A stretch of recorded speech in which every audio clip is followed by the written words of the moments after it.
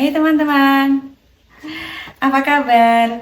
Selamat datang di Diet Mukbang season ke-7 ya. Hari ini kita sudah sampai di yang ke-7 ya. Alhamdulillah ya teman-teman ya. Oke, hari ini di season yang ke-7 ini, sebelum saya membahas eh, tentang langkah diet selanjutnya, oke, kita akan ngomongin dulu nih apa yang saya makan hari ini ya. Oke, hari ini total kalori saya ini semua di angka 1800 ya, kurang lebih lah. Jadi kan yang namanya juga estimasi ya, cuman estimasi saja. Saya tidak tahu persis kandungan yang ada di dalamnya. Termasuk yang tape ini ya. Tape ini kan dia mungkin ada sedikit pemanisnya juga, tapi total kalori saya itu seharusnya sekitar 2000-an.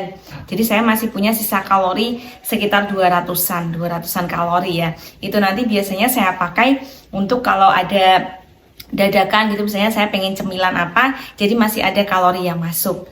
Saya pasang di kalori maintenance, jadi setiap ini sehari selain Senin sama Kamis, biasanya saya pasang kalori maintenance, jadi nggak saya potong, tapi saya bener-bener potong kalori atau cutting itu di hari Senin sama Kamis ketika saya puasa.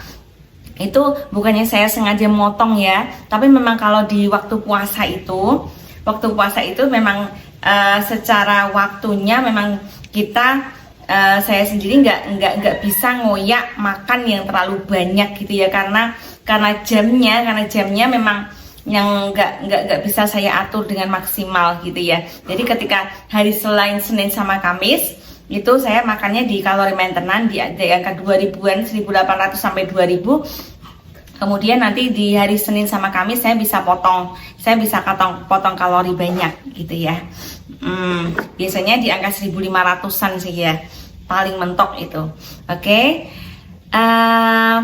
Sekarang di season yang ke-7 ini, di diet mukbang yang ke-7 ini, kita akan bahas tentang, tapi saya sambil makan ya. Hari ini makan saya buah. Nah, saya makan buah dulu ya, karena tadi belum sempat makan buah. Ini tadi saya langsung bikin video. Jadi yang pertama saya makan biasanya buah, terus nanti sayur, ayam, tahu, kacang tanah, kemudian baru tape. Oke. Nah, sekarang sambil saya makan, ini buah saya makan ini per ya, buah per. Nah, kemudian tape boleh dipakai buat diet ya Mbak ya. Nggak ada makanan yang buruk ya, nggak ada makanan itu buruk. Selama kita bisa mengatur makanan itu, dan ketika kita merasakan, makanya setelah makan itu biasanya yang paling, kalau saya ya, setelah makan itu kita bisa menilai makanan itu baik untuk tubuh kita atau tidak, itu dari respon tubuh kita. Biasanya kalau setelah makan jenengan kok merasakan ngantuk luar biasa, terus badan terasa berat banget, mau nggak mau jenengan harus tidur. Nah, itu seharusnya jadi tanda tanya. Makan itu kan seharusnya kita ngisi energi, ya kan? Ibaratnya energi kita sudah habis terus dikasih bensin. Lah kenapa? Seharusnya kan kalau kita dikasih bensin tuh seharusnya kan kalau motor itu kan langsung bisa melaju ya. Langsung bisa melaju. Yang tadinya macet-macet karena bensinnya udah mau habis, setelah dikasih bensin dan oli ya, bensin sekaligus oli ya. Kalau seandainya olinya sudah mau habis, makanan ini juga berfungsi sebagai olinya, oli mesinnya. Nah, setelah dikasih bensin, setelah dikasih oli, kenapa kok malah tubuh kita jadi drop? Nah, itu jadi pertanyaan besar. Ya, kenapa kok tubuh kita ngantuk? Itu kan sinyal bahwa tubuh kita kecapean dan dia pengen istirahat. Kenapa setelah dikasih bensin justru dia malah kecapean? Ya, itu biasanya sinyal yang benar-benar saya pakai panduan ya. Setelah saya makan biasanya saya ya langsung on lagi gitu ya. Dari drop karena nggak makan berjam-jam ya, kemudian saya makan dan itu menghasilkan tenaga buat saya. Menghasilkan energi buat saya benar-benar hidup lagi dengan makan. Jadi bukannya setelah makan terus kok malah jenengan jadi lemes. Nah, itu tanda tanya besar. Nah ya, nah seperti itu teman-teman. Nah, sekarang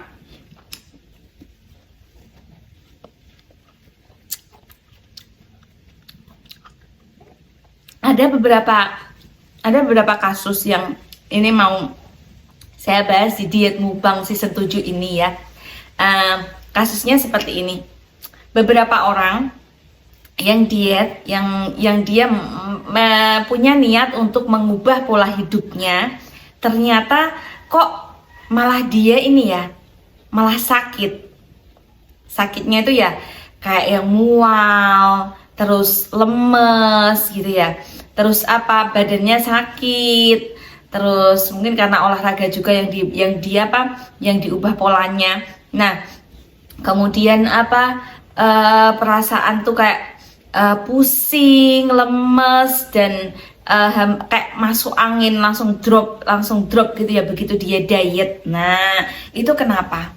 Kenapa kebanyakan orang-orang seperti itu ketika kita mencoba mengubah pola ya, karena biasanya yang diubah polanya itu terlalu mendadak banget. Begitu dia niat diet, begitu ngaca di kaca gitu, terus melihat badannya gemuk besar, terus pakai baju nggak muat, pakai baju apa-apa selalu ukurannya nggak pas, selalu XXXL gitu ya. Nah, seketika itu juga niat untuk diet. Nah, setelah niat untuk diet, searching, oh ternyata saya harus makannya segini, makannya harus dikit, karena selama ini yang bikin saya gemuk adalah karena saya makannya banyak gitu ya. Jadi harus mengurangi makanan pol gitu. Nah, setelah mempraktekkan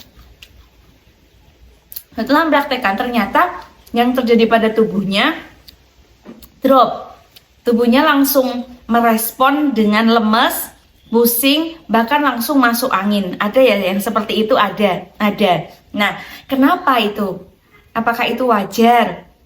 Nah, kebanyakan orang setelah dia diet ya, terus begitu dia diet dan masuk angin, kemudian dia memutuskan, wah ternyata memang aku nggak bisa diet, aku nggak bisa, apalagi nanti didukung sama suaminya, udah kamu itu nggak usah dietan aja. Kalau diet aja kamu itu nggak mungkin diet, kamu aja makannya banyak banget mau diet. Kalau diet tuh makannya kudu dikit gitu ya. Biasanya didukung oleh kata-kata seperti itu, baik dari keluarga, baik dari teman-teman dan lain sebagainya. Udah kamu itu gemuk nggak apa-apa gitu ya. Nah, yang penting sehat gitu kan. Nah, apakah seperti itu memang benar? Dukungan seperti itu juga benar gitu ya. Oke, sekarang kita mau bahas yang ini.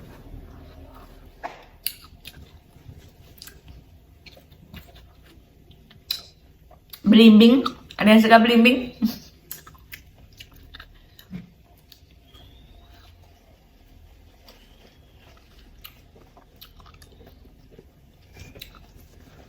Nah,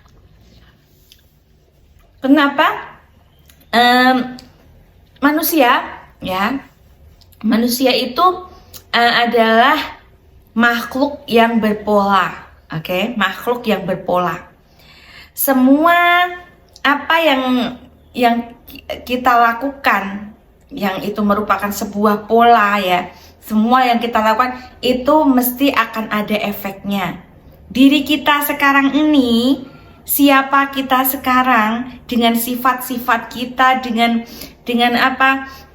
karakter-karakter kita, itu adalah hasil dari pola yang kita bentuk.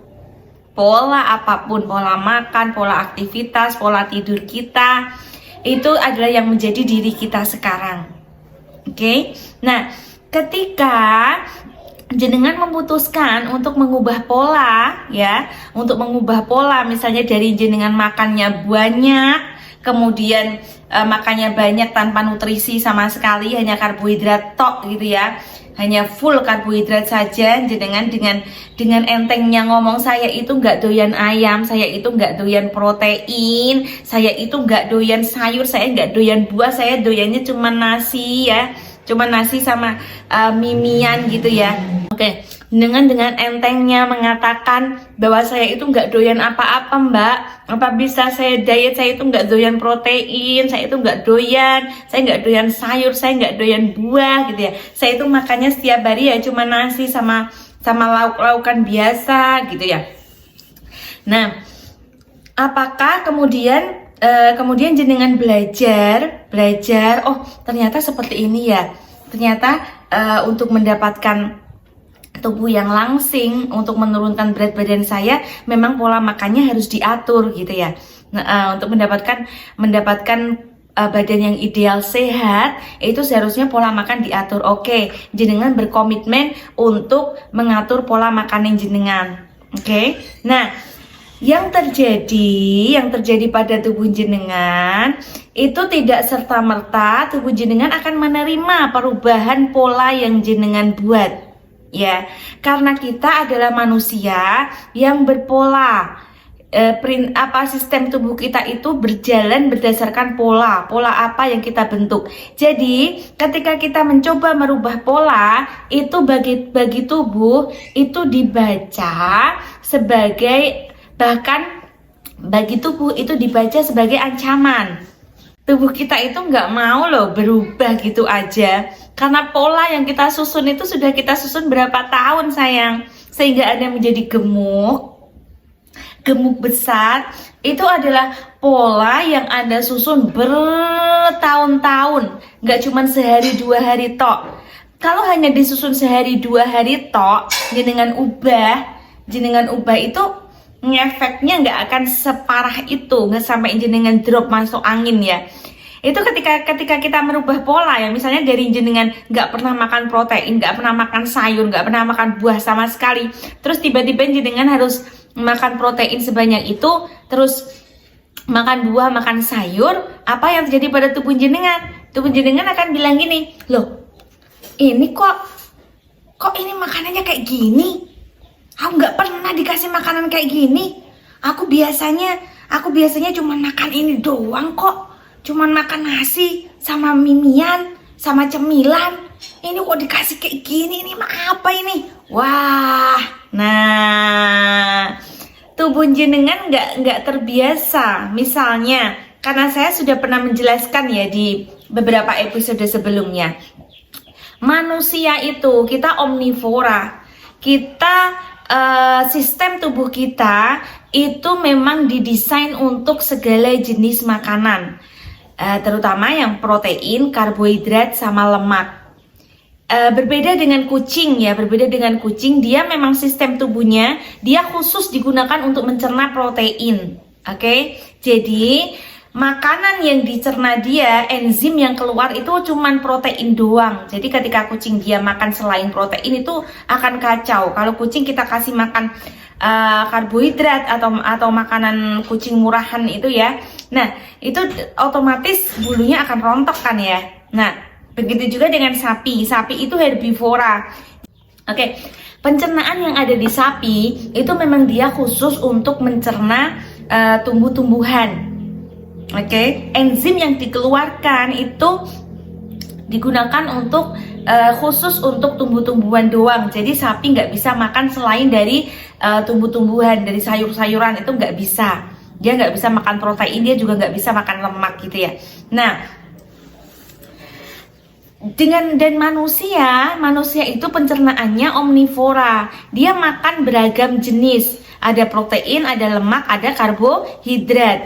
Enzim yang kita keluarkan di dalam tubuh kita itu juga bermacam-macam. Ada karbohidrat, ada enzim untuk memecah karbohidrat, ada enzim untuk memecah protein, ada enzim untuk memecahkan lemak. Nah, ketika pola jenengan selama ini bertahun-tahun jenengan susun, nah jenengan terlalu banyak memasukkan karbohidrat tok tanpa ada nutrisi-nutrisi yang lain. Misalnya untuk nutrisi-nutrisi yang lain juga minim jenengan konsumsi. Nah, apa yang terjadi pada tubuh ketika jenengan langsung makan protein banyak gitu ya, terus jenengan makan sayur, makan buah banyak, enzim yang dikeluarkan oleh tubuh itu nggak pernah keluar, ibaratnya nggak pernah keluar banyak yang seperti jenengan masukkan. Akhirnya tubuh kaget dong ya, kaget. Nah, Loh, kok ini apa? Kok ini tiba-tiba ada protein masuk banyak kayak gini sih? Ih, ini apa ini? Aku kan biasanya ngeluarinnya cuman segini aja, cuman seuprit aja enzimnya untuk ini. Wah, ini gawat, ini ancaman, ini nggak bisa. Ini nggak pernah makan sayur kayak gini, nggak pernah makan apa? Sayur itu kan banyak mengandung vitamin sama mengandung apa? Ini ya, potasium, kalium gitu ya. Ini ada potasium, ada kalium masuk, ada vitamin masuk. Ini apa ini? Aku nggak biasa.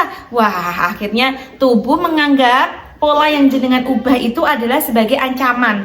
Jadi itulah kenapa dia mengeluarkan sinyal pusing, ya, pusing, lemes, atau mungkin jenengan langsung drop masuk angin, ya. Begitu juga dengan beberapa orang yang misalnya pas hari raya kurban itu ya, itu kan full protein banget ya, full protein banget. Nah, beberapa orang yang nggak terbiasa makan protein, yang tubuhnya nggak terbiasa kemasukan protein, itu mereka akan mengeluhkan apa ketika musim hari raya.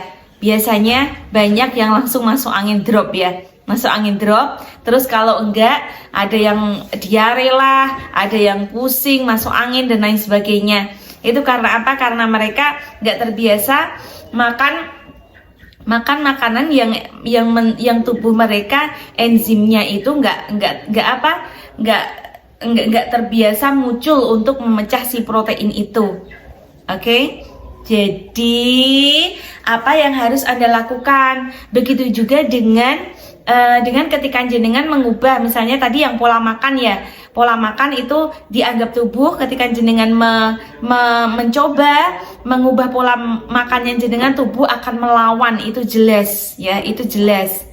Kemudian, dan itu juga bukan berarti jenengan harus stop, jenengan harus berhenti. Karena kita harus sadar bahwa membentuk suatu pola itu nggak semudah membalikan tangan ya. Dulu jenengan konsisten membentuk pola yang sekarang, pola yang jenengan itu yang jenengan anut itu ya. Itu dulu membentuknya kan juga lama ya, bertahun-tahun. Nah, sekarang jenengan mau mengubahnya dalam 1 hari, 2 hari, 1 minggu, jenengan maunya langsung jenengan bisa, tubuh jenengan langsung bisa menyesuaikan. No, mungkin tubuh membutuhkan waktu yang sangat lama untuk bisa menyesuaikan diri dengan pola yang jenengan masukkan, dengan pola yang coba jenengan ubah. Begitu juga dengan jenengan ketika mengubah pola aktivitas jenengan yang terbiasa setiap harinya jenengan mager tanpa aktivitas sama sekali, kemudian jenengan mencoba mengubahnya dengan olahraga ya, olahraga setiap hari, tiba-tiba mendadak olahraga setiap hari. Emangnya tubuh langsung bisa menerima gitu? Enggak sayang, tubuh akan menolak.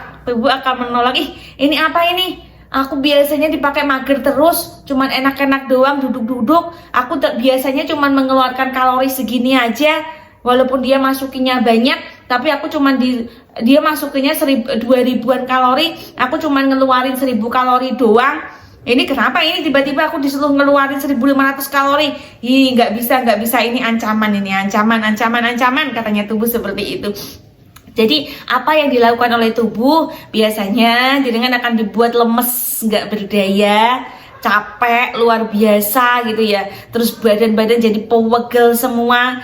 Tubuh memaksa jenengan untuk melakukan pola yang di awal lagi. Nggak bisa dirubah. Aku udah keenakan, aku udah terbiasa pakai pola yang ini. Kenapa mau kamu ubah gitu ya? Nah, itu kadang-kadang membuat orang, dan penolakan dari tubuh itu ya biasanya akan membuat kita gampang menyerah. Itulah kenapa kebanyakan orang yang diet itu baru diet 1 minggu, polanya belum terbentuk dengan sempurna, akhirnya menyerah, minta maaf ya, aku nggak bisa. Nanti kalau seandainya ikut kelas diet ya, ikut kelas diet gitu, Mbak minta maaf ya, aku nggak bisa ikut diet karena setelah aku diet aku malah jadi masuk angin, aku malah jadi drop, aku malah jadi kayak mau pingsan, aku malah jadi badanku pegel semua setelah aku ikutan olahraga. Mbak, aku nggak bisa, kayaknya fisikku emang nggak kuat deh. Nah, emangnya padahal sebenarnya makanya kan saya selalu bilang kalau kita mau mengubah pola, ubah sedikit-sedikit, pelan-pelan saja. Oke? Pelan-pelan saja. Jadi saya nggak pernah meminta jenengan untuk langsung bisa mengikuti pola saya. Misalnya saya menunjukkan makanan saya ini, kemudian jenengan langsung mengubahnya, itu enggak ya. Makanya saya kan menggiring jenengan untuk melakukannya step by step. Oke, inilah gunanya kenapa jenengan harus mengubah polanya sedikit demi sedikit. Nggak harus 2 lapi langsung semuanya, pola makan harus rapi, kemudian olahraganya juga harus rapi, enggak. Sedikit demi sedikit, step by step, dan lakukan apa yang menurut jenengan itu yang paling ringan yang bisa jenengan ubah itu apa. Kalau dulu saya merekomendasikan kepada jenengan untuk mengubah pola jadwalnya jenengan dulu agar jenengan punya banyak waktu untuk nanti mikirin makanan apa yang harus jenengan makan, kemudian olahraga, punya waktu juga untuk olahraga. Oke, pelan-pelan, step by step. Itu langkah yang pertama ya, untuk membuat perlawanan tubuh itu jenengan nggak terlalu kewalahan untuk mengatasinya. Itu yang pertama. Kemudian yang kedua, jenengan selalu ngomong sama tubuhnya jenengan. Oke? Gini. Mungkin kalau kita introvert ya, saya kan introvert. Saya terbiasa untuk ngomong dengan diri saya sendiri ya. Yang saya lakukan seperti itu, saya ngomong dengan diri saya sendiri. Kalau jenengan ekstrovert, mungkin jenengan bisa ngomong di depan kaca, melihat tubuhnya jenengan ya. Kemudian jenengan ngomong dengan diri Anda. Gini. Tubuh, aku minta maaf ya kalau seandainya aku udah bikin kamu gak nyaman dengan pola yang mau aku ubah sekarang. Aku tahu sih tubuh, sebenarnya tahu gak tubuh, pola yang aku lakukan kemarin itu ternyata itu gak berdampak baik sama aku. Aku jadinya kamu ngeluh-ngeluh terus kan, kamu cepet pusing, terus kaki juga sakit, terus tekanan darahku juga naik terus. Itu sebenarnya udah sinyal kalau aku tuh tahu, itu sudah sinyal kalau sebenarnya aku itu nggak baik-baik saja dengan pola yang aku lakukan dulu. Sekarang aku maunya yuk kita berubah bareng-bareng yuk. Aku mau kita berubah dong, biar kita sama-sama enak, kamu juga enak, kerjamu juga makin ringan, dan aku sendiri juga nggak ada keluhan terus kayak gini. Aku tahu kok tubuh aku salah. Please ya, izinin aku untuk mengubah pola. Dikit-dikit aja nggak apa-apa kok. Ya tubuh ya, kamu mau makan kerja sama-sama aku. Kalau seandainya dulu aku sukanya makan karbohidrat banyak-banyak, hari ini aku mau masukin protein dong dikit-dikit. Aku mau masukin sayur. Aku mau masukin buah. Minggu ini aku mau makan buah yang lebih banyak daripada minggu-minggu yang kemarin. Terus nanti bulan berikutnya aku mau masukin protein juga lebih banyak dari bulan-bulan yang kemarin. Aku mau berubah tubuh. Kamu mau kan aku ajak berubah? Nah, tiap hari jenengan self talk dengan diri jenengan sendiri. Kalau jenengan mengakui jenengan memang pola-pola yang jenengan buat dulu itu memang berdampak buruk kepada tubuh jenengan. Itu jenengan ngomong sama tubuh jenengan. Kalau jenengan mau berubah, mau mengubah pelan-pelan gitu ya. Nah, begitu ya teman-teman ya. Jadi kalau seandainya jenengan diet ya, dan jenengan merasakan tubuh jenengan gak enak, tubuh jenengan kayak melawan gitu ya, melawan perubahan yang jenengan mau ubah, itu wajar, itu normal, dan itu bukan sinyal untuk membuat jenengan harus berhenti. Oke? Itu bukan sinyal, bukannya tubuh apa pengen jenengan berhenti, itu enggak. Kalau jenengan terus meneruskan pola itu sedikit demi sedikit, jenengan sabar melawan perlawanannya tubuh, itu suatu hari tubuh akan sangat berterima kasih kepada jenengan, karena kita mengembalikan kodratnya tubuh kita. Ya, kita mencoba mengembalikan kodratnya tubuh kita. Dulu kita jauh dari kodrat. Kodrat kita adalah makan makanan karbohidrat, protein, dan lemak. Oke, lemak di sini bukan lemak dari minyak goreng dan lain sebagainya ya. Lemak itu bagian dari nutrisi yang diperlukan tubuh kita. Oke. Ya. Tubuh memerlukan protein, karbohidrat, dan lemak. Oke. Nah, itu adalah kodrat tubuh kita. Juga bergerak. Saya sudah berkali-kali menyebutkan ya, kalau kodrat kita itu adalah bergerak. Jadi kalau kita cuman mager doang, nggak ngapa-ngapain, itu kita menjauhkan diri dari kodrat.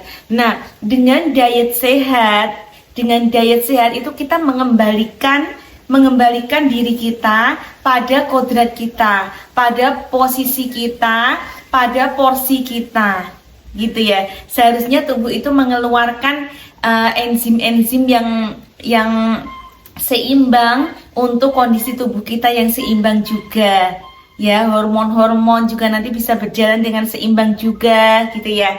Nah, kalau kita sudah berhasil mengembalikan diri kita pada kodratnya, itu tubuh kita akan sangat bersyukur sekali.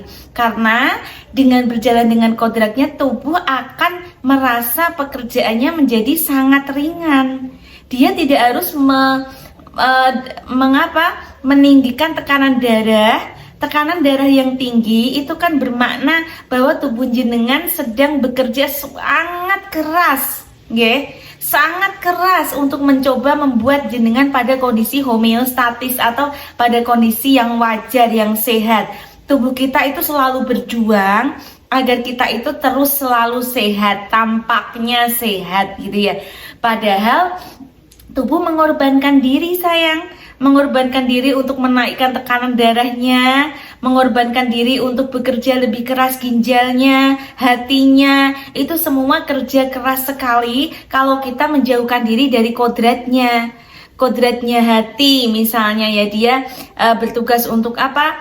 Untuk mencerna energi kita. Kemudian kalau kita nggak ngasih pasokan yang tepat ya, itu nanti hati akan terus mengorbankan dirinya. Begitu juga pasokan air yang nggak sesuai dengan jatah tubuh kita, ya otomatis ginjal akan bekerja lebih keras lagi. Kalau ginjal bekerja keras, hati bekerja keras, maka jantung juga akan bekerja paling keras lagi, lebih keras lagi. Nah, itulah kenapa kalau kita jauh dari kodrat, biasanya tubuh secara otomatis akan tekanan darahnya menjadi naik. Nah, coba dicek tekanan darahnya saat kita kondisi gemuk, itu rata-rata biasanya tekanan darahnya tinggi. Kalau nggak tinggi, biasanya fluktuatifnya itu sebentar tinggi, nanti turun lagi, bisa turun lagi, tinggi lagi, gitu ya. Seharusnya kan kita ini diagramnya itu rata gitu ya. Kita kalau kita sehat itu ya tekanan darah ya akan normal terus ya, akan normal terus gitu. Nah, kalau bentar tinggi, bentar rendah, bentar tinggi, bentar rendah, nah itu bertanda memang tubuh kita pada kondisi yang tidak baik-baik saja. Jenengan harus mengakui itu, menyadari itu, dan bilang sama tubuh jenengan bahwa jenengan mau berubah. Oke teman-teman, selamat. Mudah-mudahan dengan video ini teman-teman jadi termotivasi untuk bisa mengubah diri. Saya pesan sekali lagi, pelan-pelan. Saya tidak akan membeberkan rahasia rahasia diet langsung makbiuk gitu ya, enggak. Tapi saya memang menggiring jenengan untuk melakukannya step by step, alon-alon. Kita masukkan dengan halus, sedikit demi sedikit, biar jenengan apa? Biar tubuh jenengan enggak kaget dan jenengan tidak kewalahan untuk menghadapi perlawanan tubuh jenengan. Oke? Nah, selamat mencoba ya teman-teman ya. Mudah-mudahan video ini bermanfaat. Jangan lupa like, comment, share, and subscribe untuk video-video yang lebih berkualitas lagi, agar tidak ada suara-suara dari sana sini ya, suara ayam saya, suara sapi, suara kambing dan lain sebagainya. Biar saya juga bisa punya studio yang lebih bagus, secara audionya juga lebih bagus ya teman-teman ya. Sekali lagi mudah-mudahan bermanfaat. Bye bye.